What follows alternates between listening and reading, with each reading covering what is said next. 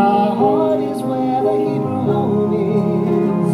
For where the heart is, that's where you find the Hebrew home. Hebrew home, Hebrew home. Good morning, Hebrew home.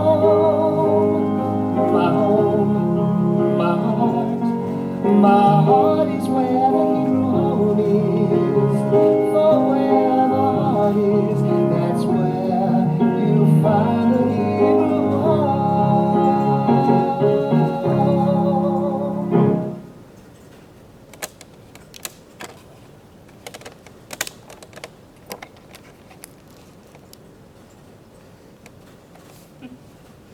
Welcome. Today is Friday, May 22nd. The time is 10:30 a.m. I'm your host, Olivia Cohen, coming in live from the Dorfner Judaica Museum here at the Hebrew Home, and this is Good Morning Hebrew Home. Don't forget, everyone, we are still waiting for some viewer mail, so please send us your comments or questions, and we will share them live on the show.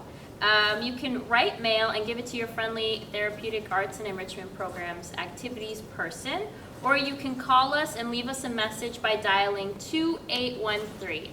Last Monday, I put up a trivia question. I have received no answers to it, so I'm hoping we can get some answers. We'd love to give out some prizes to our residents who are watching or listening, and we'd also love to hear from you guys. So please, again, dial 2813 and leave us a message. A little later, we will be talking to Melissa Estevez, who's the Director of Customer Service. So something I wanted to share with you all, I've been doing a lot of reading during this time, and I do like reading mythology and folklore of different cultures. And so lately I've really been into the Greek myths of Persephone and Hades.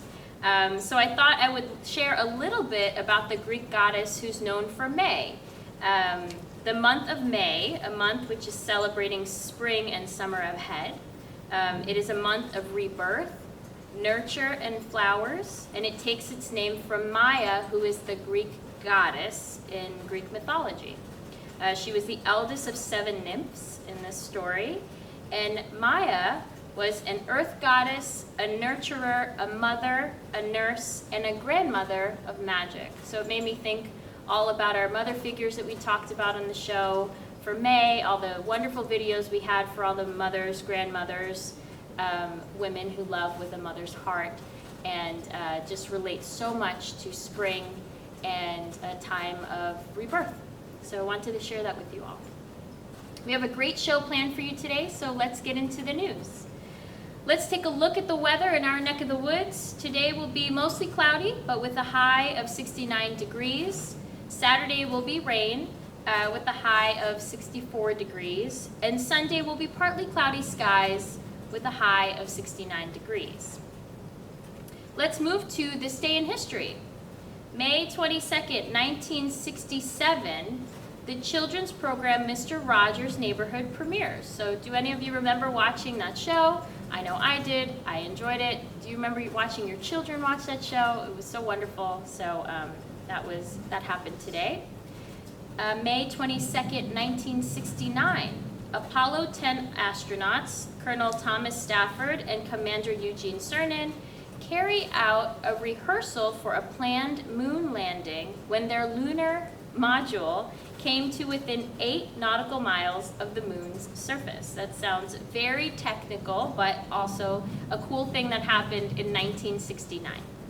And for those of you who were Johnny Carson fans, he had his final appearance on The Tonight Show on NBC in 1992. That was after 30 years as the program's host. So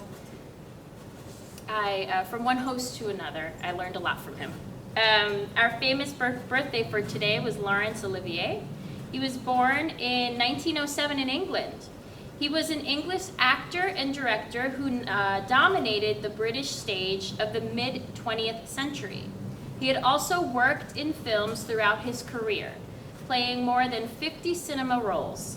Late in his career, he had considerable success in television roles.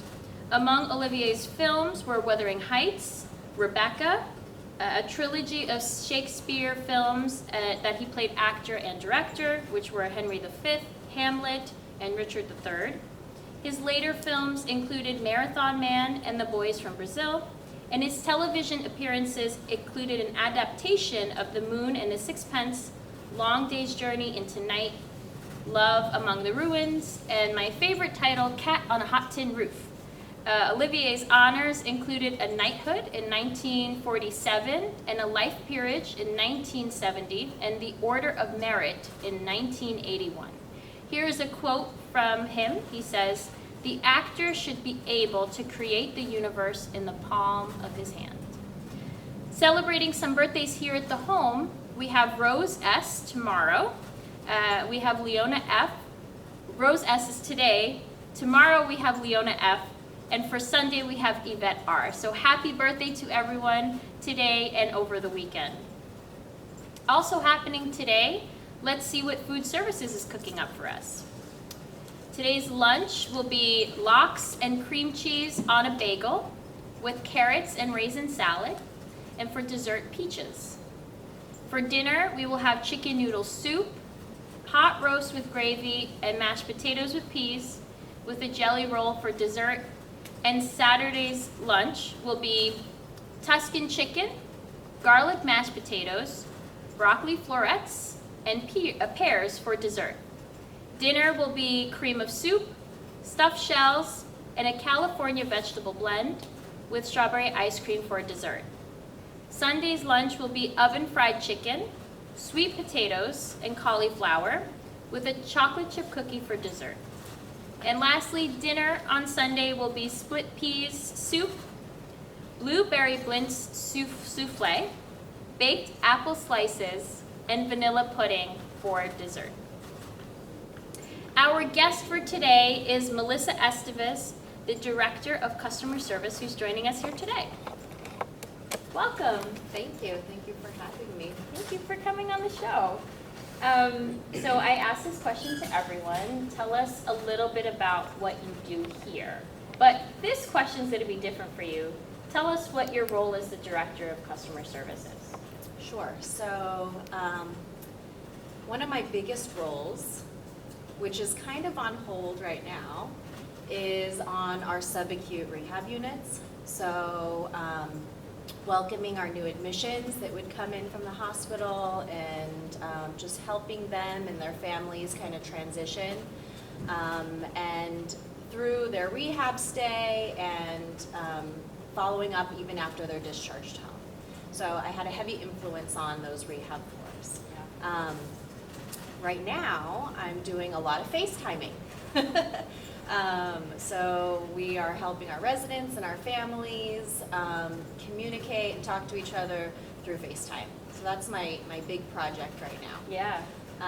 But otherwise, I'm a helper. So I'm always just looking for ways to help residents, staff members, really everybody with whatever they need help with. Yeah, it sounds like a lot of individual attention too to each and every person, whether it was what you were doing previously on the rehab floors, which I'm sure doesn't, it's just in addition to now the FaceTimes that you were doing as well. But I'm sure FaceTime is taking up a lot of time. Yeah. So how did you kind of jump into the career of customer service? So that's a funny story. We love funny. My career before coming to the Hebrew home was in food and beverage. Oh. So I spent over 10 years cooking. I was a chef. And and I'm from the West Coast, so I'm from California. Okay. So I moved to New York in 2011. I was a culinary arts instructor in California before I moved to New York. Who knew? Yeah, so I was teaching culinary arts. And when I came to New York, I was looking for a different career path because I have 3 kids. And I know, being in the business, how demanding food service is, like cooking and restaurants and catering and all of that. So if I loved it, but I knew that I couldn't really do that and still be with my kids. full-time, so I was looking for another industry. And I happened to move to Riverdale, so I was living in Riverdale, came across the Hebrew Home and saw that they were looking for this customer service supervisor at the time, and applied really not knowing what the job was. Luckily they brought me on board, and it was a way of just bringing in another level of hospitality to the Hebrew Home. Wow. If you never shared that story, I would have thought that you had just years of experience in the customer service field, because the way that you carry yourself and the attention to each and every person that you provide, it just seems like you've been doing it like your whole life. Aw, thank you. Yeah. Thank you. It was so new. I had never worked in healthcare at all. Like, I remember, I didn't know what a CNA was. You know? So everything was brand new. But I really love it. Love everything about it. So how long have you been at the home now? For 6 years. I think the thing that we keep seeing on the show as we bring people on is that they've been here a long time. It kind of like sticks. Yeah, there are a lot of people that have been here a long time, a lot of staff members. It's a really special place. Yeah. So you talked about the FaceTimes. How often are you doing these FaceTimes, and how many are you doing? Sure. So first, I'd like to just apologize to anybody who missed their FaceTime this week, because we've had some special projects going on and we had to put it on hold for a few days. But we're back at FaceTime starting today. Yeah. So if you missed your FaceTime, I'm really sorry, but we're back on schedule. We're going to every floor once a week. We have over 300 families who have requested FaceTimes. And we are doing about 50 a day, so averaging like 250 FaceTimes a day, and still trying to figure out how we can do more. Yeah. Wow. I mean, and that takes such a big undertaking. It sounds like a lot of organization and planning has to go into it. How do you work all of that? There is a master schedule that we're keeping track of who's requesting and who's received one, and we've had to make a lot of changes in the last couple days because we've had some room changes. But we have our transport department who normally would be transporting to activities, and since we can't do that right now, they've been reutilized and are really doing a great job doing these FaceTimes. Yes, they are. They are.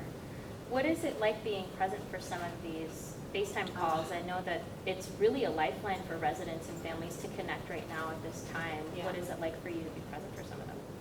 It's really an honor to be able to help the families and the resident connect.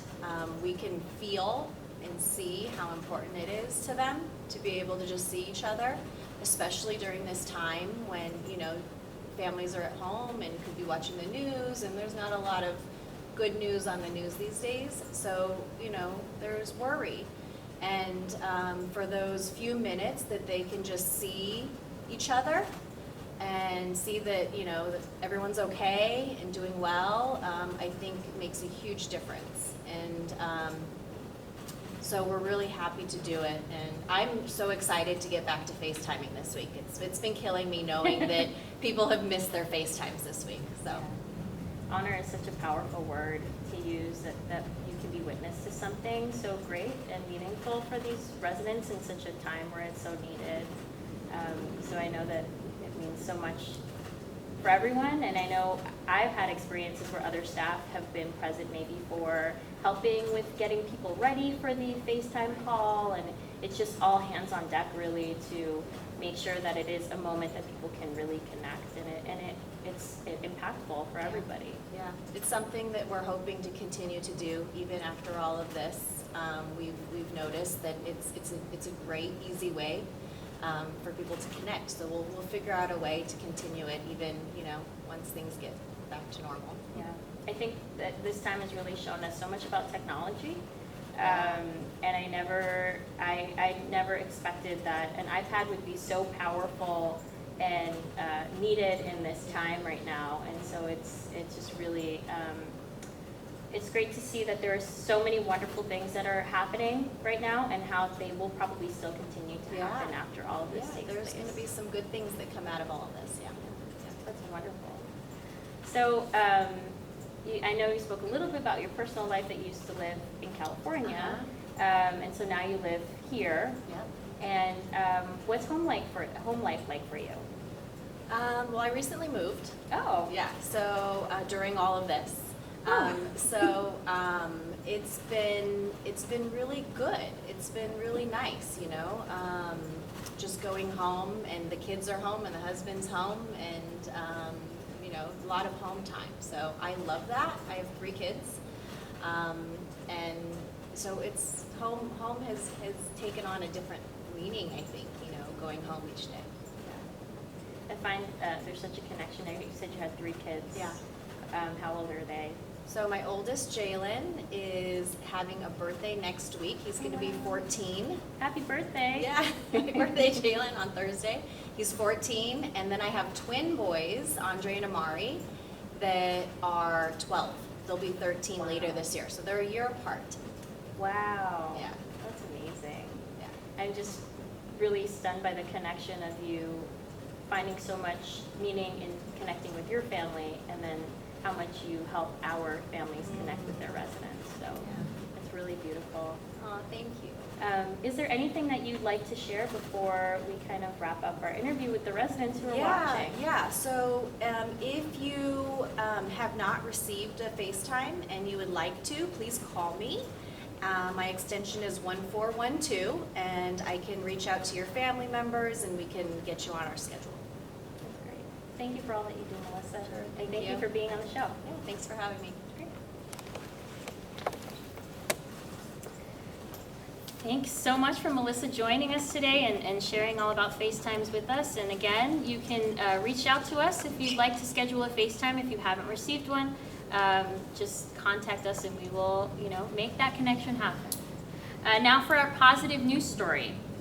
2 young men have launched an incredible project so COVID-19 patients in New England can FaceTime with their loved ones from the hospital. Kaya Sooner posted the idea on Facebook of collecting iPads and iPhones so COVID-19 patients in the hospitals can communicate with their loved ones. The response was overwhelming, and soon Sooner partnered with former classmate Christopher Friddleton from New Hampton. The team helps connect families, for example, celebrating a birthday with their families, similar to what we do here. Just knowing it might give someone a chance to say goodbye or hello, or have that connection is what drives us all.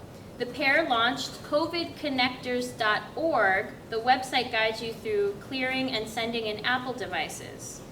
They've filled needs at Rhode Island hospitals, and they've helped Catholic Medical Center in Manchester to provide 250 devices needed, along with another health center in Massachusetts. Sooner feels a strong pull to pitch in, with both of his parents being doctors. It's a pretty big motivator to have my parents working on the front lines, Sooner said. They hope soon their efforts will not be needed, but until then they'll keep collecting and connecting. So what wonderful efforts from some caring individuals. And as we see here, technology is so important at this time to help with connecting. So remember to tune in to Channel 8 later today.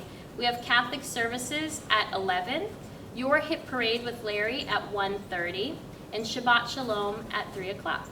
And don't forget, you can catch this episode of Good Morning Hebrew Home again, which is now on Channel 88, our streaming channel at 6:30, or you can catch it on YouTube. That's our show for today, everyone. Once again, this has been Olivia Cohen with Good Morning Hebrew Home. We will see you again Monday for our Memorial Day special edition of Good Morning Hebrew Home, and you'll find us same time, same place, same channel. Cohen out.